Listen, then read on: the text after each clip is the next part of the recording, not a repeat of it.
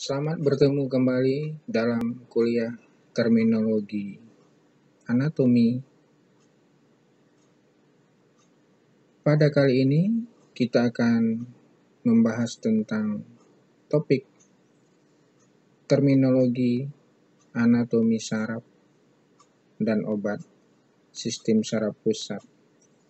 Kita akan menguraikan nanti istilah-istilah yang ada pada anatomi saraf, baik saraf pusat maupun saraf tepi, serta obat-obat yang bekerja pada susunan saraf pusat. Baiklah, silakan menikmati dan mendengarkan materi pembahasan kita. Kemudian jangan lupa like dan subscribe ya.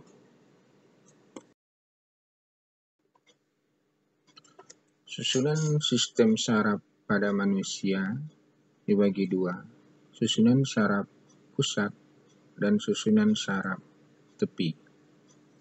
Susunan saraf pusat masih terbagi juga menjadi dua, otak dan sumsum tulang belakang.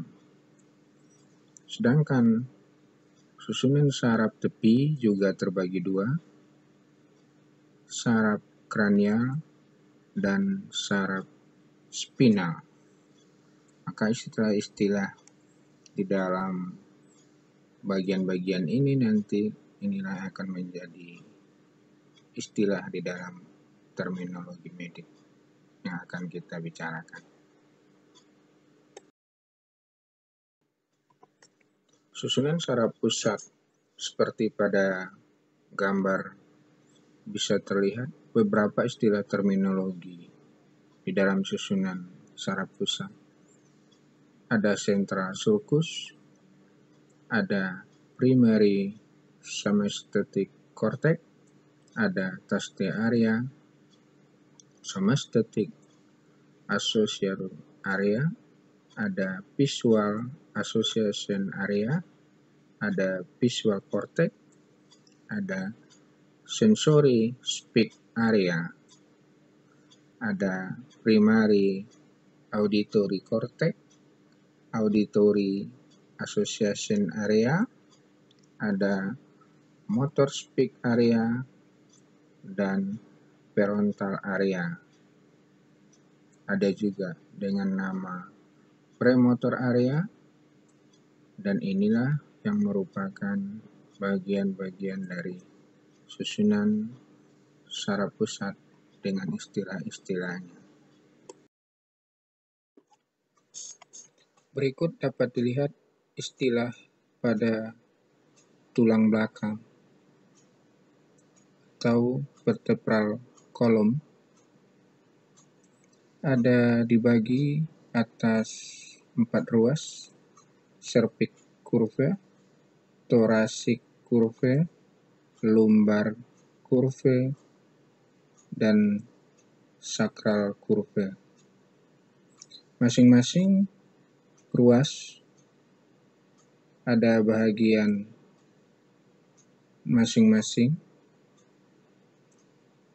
Pada cervical curve ada cervical vertebrae, pada thoracic curve ada thoracic vertebrae, pada lumbar curve ada lumbar vertebra, kemudian di antara lumbar curve dengan sacral curve ada sacrum.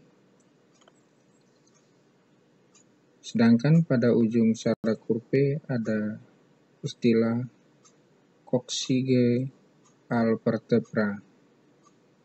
Maka inilah istilah-istilah yang ada pada tulang belakang.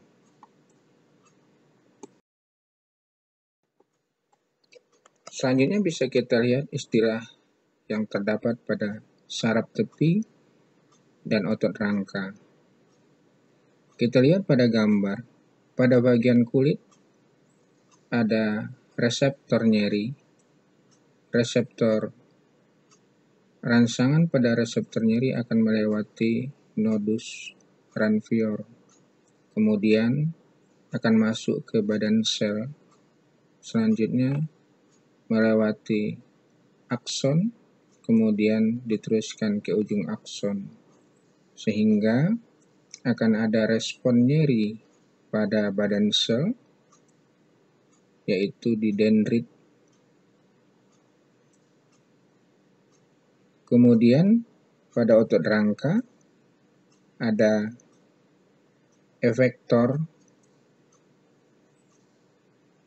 kemudian rangsangan yang ada pada otot rangka, stimulus nyeri akan melewati nodus Ranvier, diteruskan ke nukleus dari sel Schwann, kemudian melewati akson dan diteruskan ke badan sel. Selanjutnya akan terjadi respon nyeri pada adanya di ujung-ujung badan sel yang disebut dengan dendrit. Maka inilah istilah-istilah yang ada pada saraf tepi dan otot rangka. Pengaruh susunan saraf pusat. Susunan saraf pusat akan berpengaruh juga terhadap organ secara keseluruhan. Stimulasi yang berlebihan pada SSP akan menimbulkan kejang dan ketidaknormalan pada perilaku.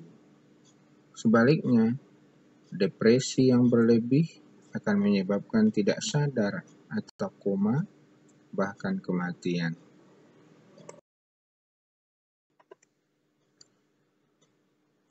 Obat yang bekerja pada susunan saraf pusat.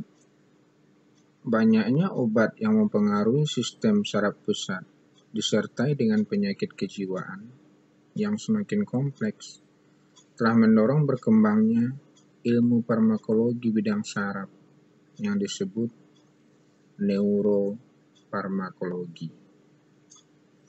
Golongan obat-obat tersebut adalah: pertama, analgetik, antipiretik, dan antiinflamasi. Kedua, anestetik.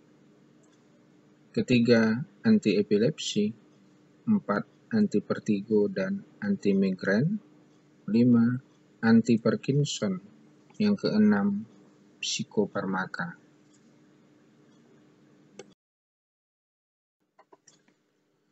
Kita lihat yang pertama, golongan obat analgetik, antipiretik, dan antiinflamasi. Nyeri merupakan pertanda bahwa ada kelainan dalam tubuh dan bagian dari proses penyembuhan, misalnya terjadi inflamasi. Analgetik narkotik digunakan untuk nyeri sedang sampai berat. Analgetik non-narkotik digolongkan 2, NSAID dan SID. Analgetik antipiretik merupakan penghilang rasa sakit yang juga berfungsi untuk penurun demam atau panas. Obat yang termasuk golongan analgetik, antipiretik, antiinflamasi. Pertama, analgetik narkotik.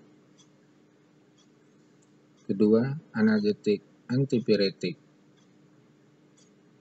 3, analgetik antiinflamasi. Ada yang non-steroid, ada yang steroid.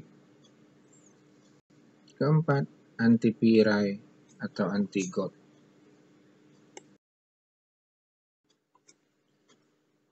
Yang kedua adalah kelompok anestetik.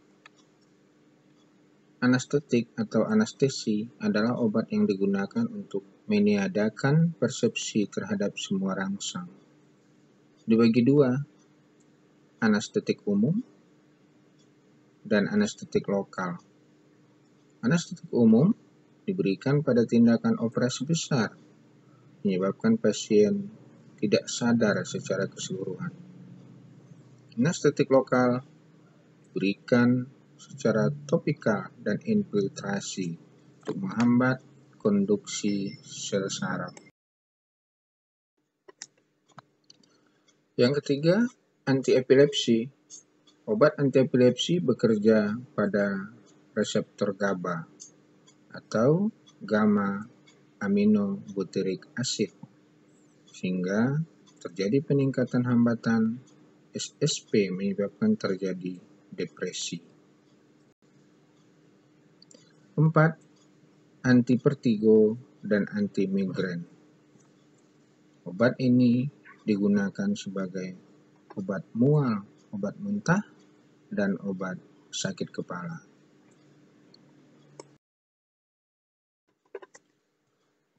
Yang kelima adalah anti-Parkinson.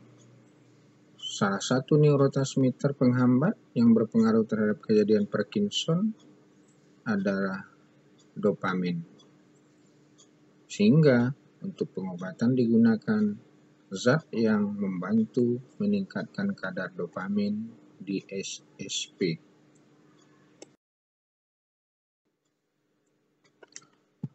Yang keenam, psikofarmaka. Psikofarmaka merupakan obat yang berpengaruh terhadap psikis kejiwaan. Sama seperti golongan narkotik, penyimpanan di apotek harus di tempat khusus terpisah dari golongan obat lain. Obat golongan ini dapat menyebabkan ketergantungan atau istilah terminologinya adiksi. Obat psikofarmaka, obat yang dipakai mengatasi gangguan sistem saraf pusat. Ada obat golongan sedatif, ada anti-ansietas, ada anti-insomnia untuk mengatasi gangguan tidur. Jadi insomnia itu terminologinya adalah terjadinya gangguan tidur pada seseorang. Ansietas itu adalah kecemasan atau rasa takut. Sedangkan sedatif adalah penenang. Merupakan obat yang digunakan sebagai penenang untuk mengurangi kecemasan dan terapi sulit tidur. Obat-obatnya sebagai berikut.